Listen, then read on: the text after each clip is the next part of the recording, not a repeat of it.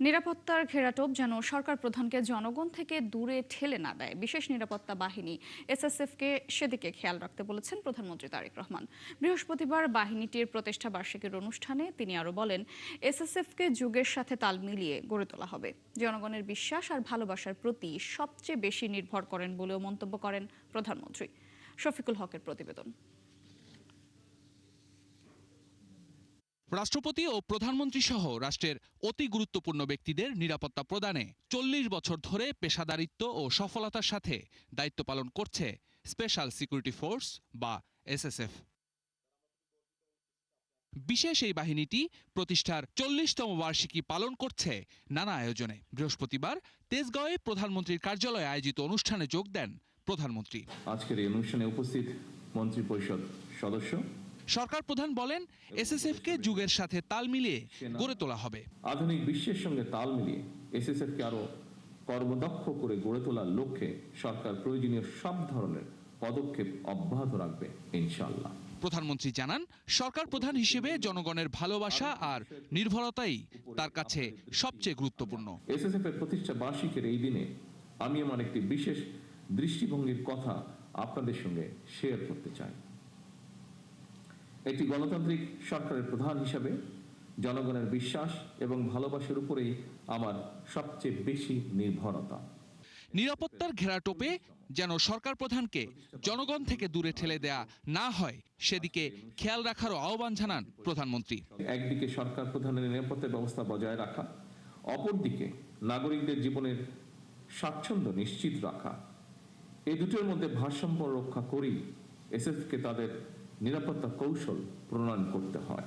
সুতরাং নিরাপত্তার ঘেরাটোপে যাতে সরকার প্রধানকে জনগণ থেকে দূরে ঠেলে না দেওয়া হয়, এই সফিস্টিকেটেড বাহিনীর হিসাবে সেদিকেও বিশেষভাবে লক্ষ্য রাখার জন্য আমি আপনাদের প্রতি বিশেষভাবে আহ্বান জানাই। প্রধানমন্ত্রী বলেন, অন্য বাহিনী বা সংস্থার সাথে এসএসএফ যত সমন্বয় করবে তত বেশি নিরাপত্তা ব্যবস্থা সুচারু হবে। সর্বোচ্চ পেশাদারিত্বের সঙ্গে। শফিকুল হক, ৭১, ঢাকা। জাতীয় সংসদে অধিবেশন কক্ষে প্রবেশ বা বের হওয়ার সময় স্পিকারের চেয়ার বা সভাপতির প্রতি মাথা ঝুঁকিয়ে সম্মান জানানোর বাধ্যবাধকতা নেই বলে জানিয়েছেন স্পিকার হাফিজউদ্দিন আহমেদ। তিনি বলেছেন, সংসদ সদস্যরা নিজ নিজ ধর্মীয় রীতি অনুযায়ী সম্মান প্রদর্শন করতে পারবেন। বৃহস্পতিবার সংসদের অধিবেশনে এই বিষয়ে রুলিং দেন স্পিকার। তিনি বলেন, জাতীয় সংসদের ধারা অনুযায়ী সংসদে প্রবেশ বা বের হওয়ার সময় এবং আসন গ্রহণ বা ছাড়ার সময় সদস্যরা সভাপতির প্রতি সম্মান প্রদর্শন করবেন। তবে অষ্টম জাতীয় সংসদের সময় বিধিটি সংশোধন করে ঝুঁকিয়া শব্দটি বাদ দেওয়া হয়। এ সময় সংসদ সদস্যদের উদ্দেশ্যে স্পিকার বলেন, যেহেতু কার্যপ্রণালী বিধি থেকে ঝুঁকিয়া শব্দটি বাদ দেওয়া হয়েছে, তাই তারা নিজ নিজ ধর্মীয় রীতি অনুযায়ী স্পিকারের চেয়ার বা সভাপতির প্রতি সম্মান জানাবেন।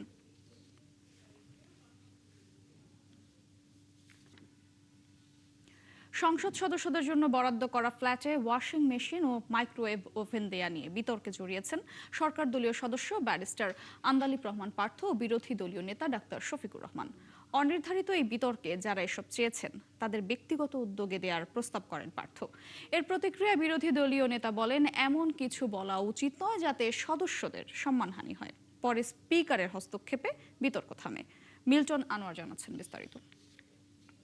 এই বাজেট অধিবেশনে প্রস্তাবিত বাজেটের উপর মঙ্গলবার জাতীয় সংসদে বক্তব্য রাখতে গিয়ে চাঁপাইনবাবগঞ্জ ২ আসন থেকে নির্বাচিত জামায়াত ইসলামের সংসদ সদস্য মিজানুর রহমান এমপিদের জন্য বরাদ্দ করা সরকারি ফ্ল্যাটে ওয়াশিং মেশিন ও মাইক্রোওভেন চান।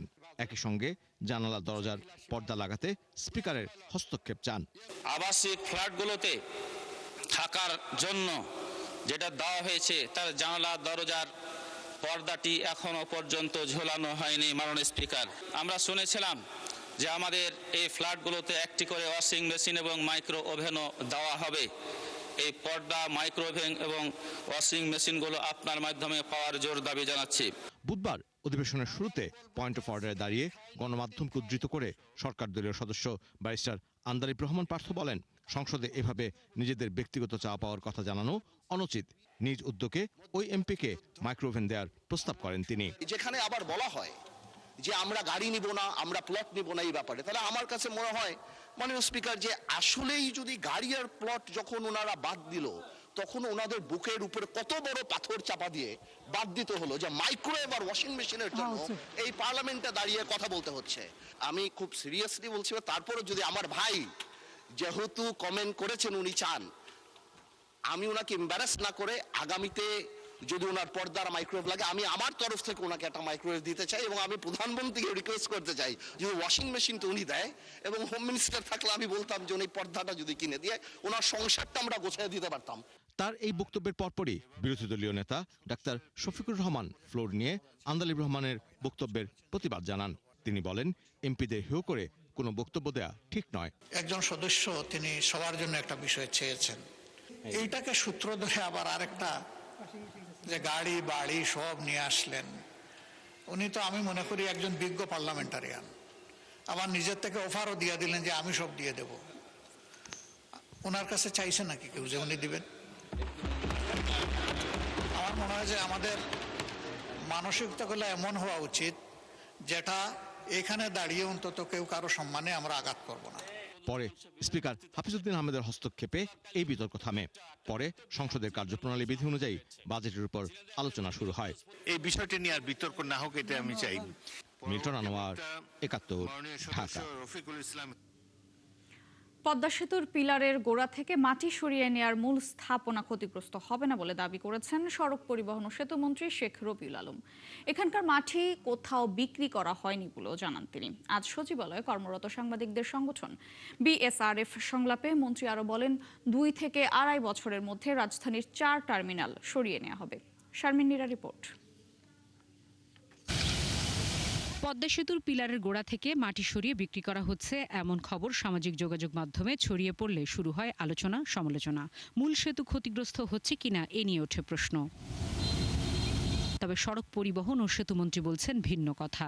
মাটি সরানো এই মূল সেতুর জন্য ঝুঁকি কিংবা মাটি বিক্রি কিছুই হচ্ছে না। এটি সেতুর নির্মাণ কাজেরই অংশ বলে জানান তিনি। আলটিমেটলি ওই মাটিটা অপসারণ প্রয়োজন এবং অপসারণযোগ্য ছিল। হয়তো পরিস্থিতির কারণে এখন হয়তো মনে হচ্ছে মূল মাটি কেটেই সেতুকে ঝুঁকিতে ফেলা হচ্ছে। এর সাথে ঝুঁকির সম্পর্ক অথবা মাটি বিক্রির কোনো সম্পর্ক নাই। আপনারা গিয়ে ভিজিট করে আসতে পারেন। ২ থেকে ২.৫ বছরের মধ্যে রাজধানীর ৪টি বাস টার্মিনাল সরিয়ে নেওয়া হবে বলে জানান মন্ত্রী। জানান, বাস ব্যবস্থাপনায় শৃঙ্খলা আনতে কাজ করছে সরকার। ২ থেকে ২.৫ বছরের মধ্যে গাবতলীটা হিমায়তপুর, আপনার মহাখালীরটা হচ্ছে উত্তরা আবদুল্লাহ, কাছাকাছি ওখানে ৫০ বিঘা জায়গা অ্যাকোয়ার করতে চলেছি আমরা ইতিমধ্যে। তার আগ পর্যন্ত ডিপোটা হবে ৩০০ ফিটে।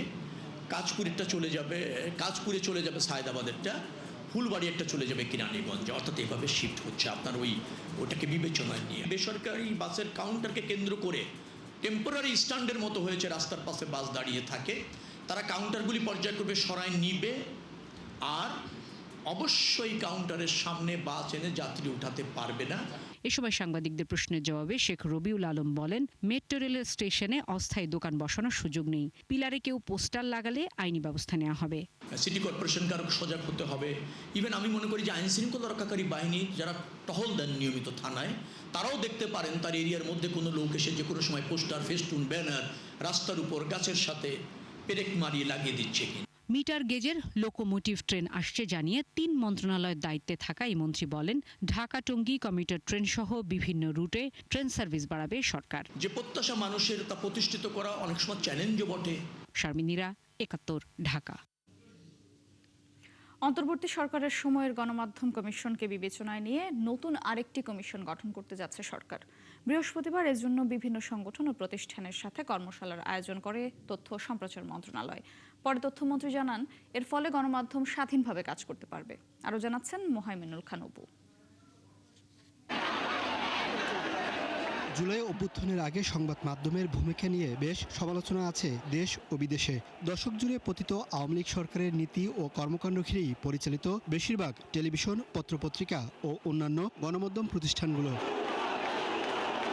ফলে গণ অভ্যুত্থানের পর অনেক গণমাধ্যম প্রতিষ্ঠানই আন্দোলনকারীদের রোষের মুখে পড়ে। এ থেকে বের হতে স্বাধীন গণমাধ্যমের জন্য মিডিয়া রিফর্ম কমিশনও হয়, তবে তাদের সুপারিশ আলোর মুখ দেখেনি। আবারও গণমাধ্যম কমিশন গঠন করতে যাচ্ছে সরকার। এজন্য বিভিন্ন সংগঠন ও প্রতিষ্ঠানের সাথে আলোচনা শুরু করেছে তথ্য ও সম্প্রচার মন্ত্রণালয়। সরকার রাষ্ট্রের পক্ষ থেকে আপনাদের মহৎ উদ্দেশ্যকে সামনের দিকে এগিয়ে নিয়ে যাওয়ার ক্ষেত্রে একজন সমন্বয়কারীর দায়িত্ব পালন করবে। প্রধানমন্ত্রীর একজন উপদেষ্টা জানান কিভাবে গঠন হবে ও কাজ করবে এই কমিশন। অন্তর্বর্তী সরকারের সময় জনাব কামাল আহমেদের নেতৃত্বে এখানে যারা আলোচনা করেছেন তারা সেটাকে গুরুত্বপূর্ণভাবে আমরা যেন কগনিজেন্সে নেই, সেটাকে ভিত্তি করে আলোচনা এগিয়ে নেই। আবারও বলছি, ওটাকে নিয়েই বা ওটাই সব কিছু নেওয়া হবে তা না, কিন্তু যেহেতু তারা দীর্ঘ পরিশ্রম করে অনেক স্টেক হোল্ডারের সাথে আলোচনা করে একটা রিপোর্ট তৈরি করেছেন, সেই রিপোর্টটাকে বিবেচনায় নিয়ে আমরা ভবিষ্যতে এগিয়ে যাব, এই ঐক্যমত্যটাও হয়েছে। এদিন অংশীজনদের নিয়ে প্রায় 4 ঘন্টা আলোচনা করেন তথ্যমন্ত্রী। পরে তিনি জানান স্বাধীন গণমাধ্যমের পরিবেশ তৈরির যাত্রা শুরু করেছে সরকার। জনাব তারেক রহমানের সরকারের পক্ষ থেকে আমি আনুষ্ঠানিকভাবে দেশের সকল গণমাধ্যম সংশ্লিষ্ট প্রতিষ্ঠান এবং ব্যক্তিবর্গকে এবং জাতিকে এই সুসংবাদ জানাতে চাই যে আমরা একটি স্বাধীন গণমাধ্যমের পরিবেশ তৈরি করার জন্য ঐক্যবদ্ধভাবে আজ যাত্রা শুরু করেছি। ওই কমিশন গঠন করতে আরও আলোচনা করবে সরকার। গণতন্ত্র যেটা প্রতিষ্ঠা হয়েছে তা সমুন্নত কিভাবে রাখা যায়, গণমাধ্যম কিভাবে স্বাধীনভাবে কাজ করা যায়, সেভাবে আমরা আলোচনা করব। মোহাইমিনুল খান অপু, ৭১, ঢাকা।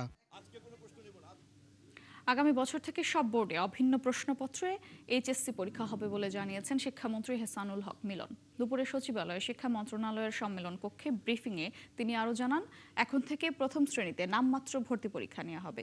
এ সময় প্রধানমন্ত্রীর উপদেষ্টা ডক্টর মাহাদি আমিন বলেন, শিক্ষার্থীদের মধ্যে নৈতিকতা ও সামাজিক মূল্যবোধ তৈরি করতে আগামী শিক্ষাবর্ষ থেকে চতুর্থ শ্রেণীতে ক্রীড়া ও সংস্কৃতি নামে 2টি নতুন বিষয় পাঠ্যক্রমে অন্তর্ভুক্ত করা হচ্ছে। সারা বাংলাদেশে আমরা একক প্রশ্নে এবার পরীক্ষার ব্যবস্থা করেছি, দেখি কি হয়। এটা আপনারা জানেন, এক এক বোর্ডের সাথে এক এক বোর্ডের প্রতিযোগিতা থাকে। কোনো বোর্ড বলে একটু রিল্যাক্স প্রশ্ন করে, কোনো বোর্ড স্ট্রং প্রশ্ন করে। এক বাংলাদেশে পরীক্ষা দেবে এসএসসি এবং এইচএসসি ভিন্ন প্রস্তুত হতে পারে না, এটা হয় না। আপনি ও লেভেল এ লেভেলে এক দেশ থেকে আরেক দেশে প্রশ্ন উত্তর ভিন্ন হয় না, সেই জন্য আমরা এটা করেছি। বাংলাদেশ ব্যাংকের রিজার্ভ চুরির মামলায় সাবেক গভর্নর ডক্টর আতিউর রহমান সহ দেশি বিদেশি 64 ব্যক্তি ও প্রতিষ্ঠানকে অভিযুক্ত করেছে অপরাধ তদন্ত বিভাগ সিআইডি। খসড়া অভিযোগপত্র প্রস্তুত করায় দেশের ইতিহাসের অন্যতম বড় আর্থিক কেলেঙ্কারি তদন্তে গুরুত্বপূর্ণ অগ্রগতি হয়েছে। অভিযোগপত্রটি আইনি মতামতের জন্য এরই মধ্যে অ্যাটর্নি জেনারেলের কার্যালয়ে পাঠিয়েছে সিআইডি। আলোচিত এই মামলার তদন্ত শেষ পর্যায়ে এবং শিগগিরই অভিযোগপত্র আদালতে জমা দেওয়া হবে বলে জানিয়েছেন তদন্ত কর্মকর্তা। বিস্তারিত জানাচ্ছেন মহিম মিজান। প্রায় 1 যুগ পর বাংলাদেশ ব্যাংকের রিজার্ভ চুরির ঘটনার নতুন মোড়। দীর্ঘ তদন্ত শেষে দেশে বিদেশে বহুল আলোচিত এই মামলায় 64 ব্যক্তি ও প্রতিষ্ঠানকে অভিযুক্ত করে খসড়া অভিযোগপত্র প্রস্তুত করেছে সিআইডি। অভিযুক্তদের তালিকায় রয়েছে বাংলাদেশ ব্যাংকের তখনকার গভর্নর ডক্টর আতিউর রহমান, আনিস এ খান, এ কে এম আব্দুল ওয়াদুদ, শুভঙ্কর সাহা, রেজাউল করিম, জোবায়ের বিন হুদা, এম আসাদুজ্জামান, মিসবাউল হক, আবুল কাশেম সহ 10 জন। এছাড়া রিজার্ভ চুরির গন্তব্য দেশ ফিলিপাইনের 36 জন, শ্রীলঙ্কার 8 জন সহ ভারতের 4, চীনের 3, উত্তর কোরিয়ার 2 এবং জাপানের 1 ব্যক্তি ও প্রতিষ্ঠান রয়েছে।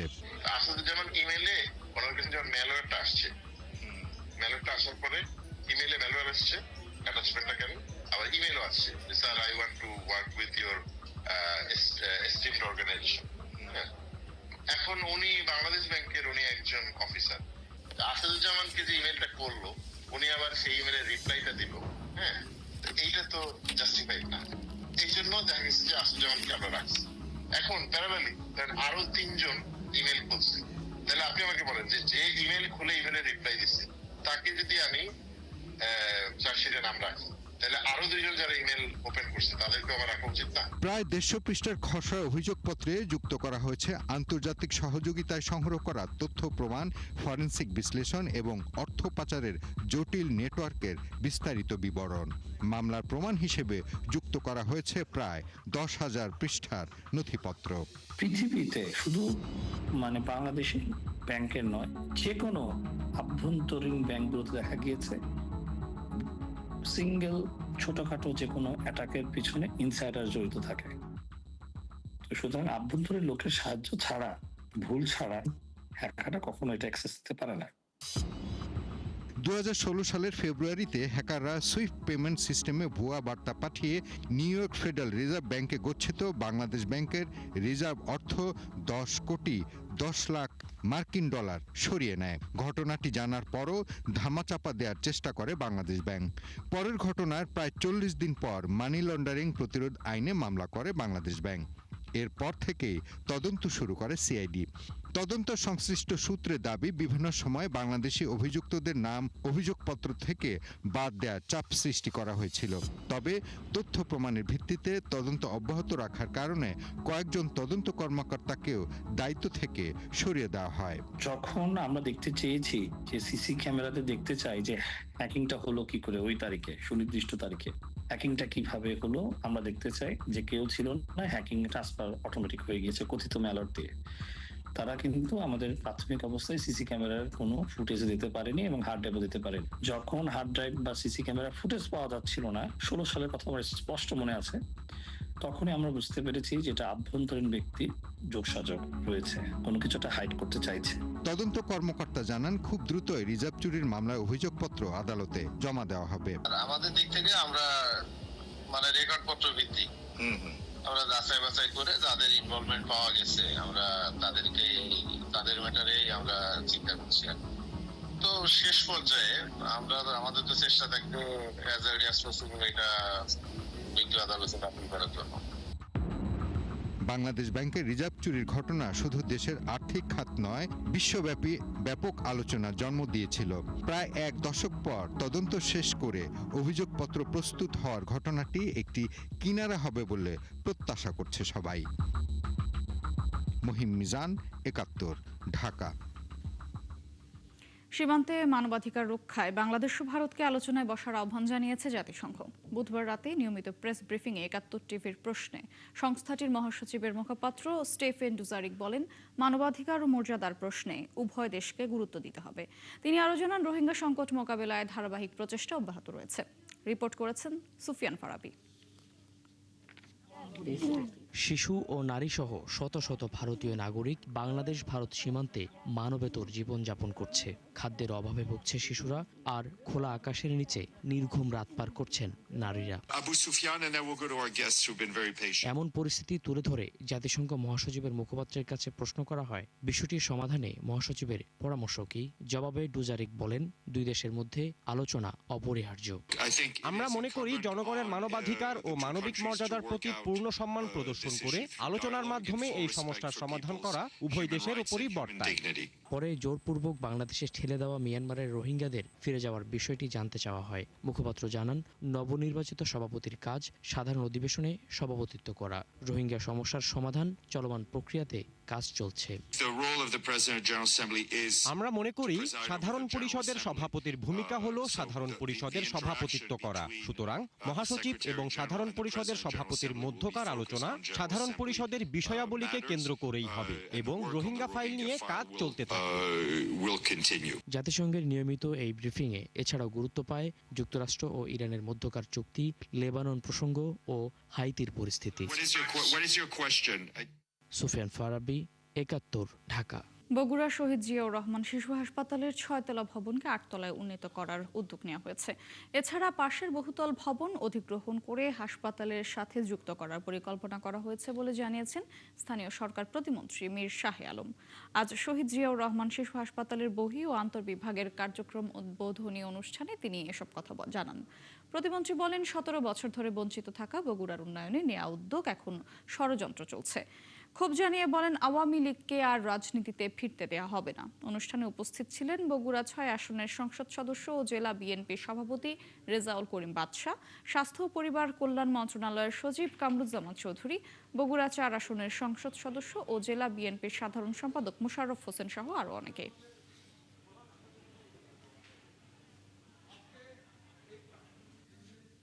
মাননীয় প্রধানমন্ত্রী জনাব তারেক রহমানের হাত ধরে এই সুবিধা যেন বগুড়াবাসী আমরা গ্রহণ করি এবং আজ থেকেই এই হসপিটালের চিকিৎসা কার্যক্রম শুরু হলো, উদ্বোধন করেছে ইতিমধ্যেই, এবং এই শুরুর পথ চলাটি আগামী দিনে ভবিষ্যতে আরো উত্তরোত্তর ভালোর দিকে যাবে এবং উন্নত চিকিৎসা যাতে মা এবং শিশুরা যাতে বগুড়াবাসী পায় সেই ব্যবস্থাই করা হবে। স্ত্রী আফরা ইবনাত ইকরা আত্মহত্যার প্ররোচনার মামলায় ছোট পর্দার জনপ্রিয় অভিনেতা জাহের আলভির জামিনের নামঞ্জুর করে কারাগারে পাঠিয়েছেন আদালত। দুপুরে শুনানি শেষে ঢাকার মেট্রোপলিটন ম্যাজিস্ট্রেট কামাল উদ্দিনের আদালতে আইনজীবীর মাধ্যমে আত্মসমর্পণ করেন, জামিন চান তিনি। শুনানি শেষে আবেদন নামঞ্জুর করে তাকে কারাগারে পাঠানোর নির্দেশ দেন বিচারক। রাষ্ট্রপক্ষের আইনজীবী হারুনুর রশিদ এ তথ্য নিশ্চিত করেছেন। জামিন আবেদনে উল্লেখ করা হয়, আসামি জাহের আলভি এই ঘটনার সঙ্গে কোনোভাবেই সম্পৃক্ত নয়। প্রেম করে বিয়ের কারণে বাদী শুধুমাত্র ব্যক্তিগত জিদ ও প্রতিহিংসার বশবর্তী হয়ে হয়রানিমূলকভাবে মামলাটি করেন। মামলার এজাহারে তার বিরুদ্ধে সুনির্দিষ্ট কোনো অভিযোগ নেই। ঈদ উপলক্ষে নাটক নির্মাণের জন্য গত 25 ফেব্রুয়ারি নেপালে অবস্থানকালে জাহের আলভির বিরুদ্ধে মামলাটি দায়ের করা হয়। এতে আরও বলা হয়, আসামি গুরুতর অসুস্থ, গুরুতর হাঁপানি রোগে ভুগছেন। আলভি ও ইকরা বিয়ে করেন 2010 সালে। তাদের সংসারে একটি ছেলে সন্তান রয়েছে।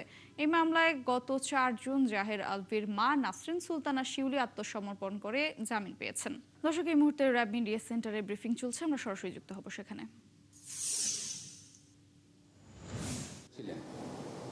গ্রেফতারকৃতদের বিরুদ্ধে পরবর্তী যে আইনানুগ ব্যবস্থা, সেই ব্যবস্থা গ্রহণের কার্যক্রমটি এখন চলমান রয়েছে।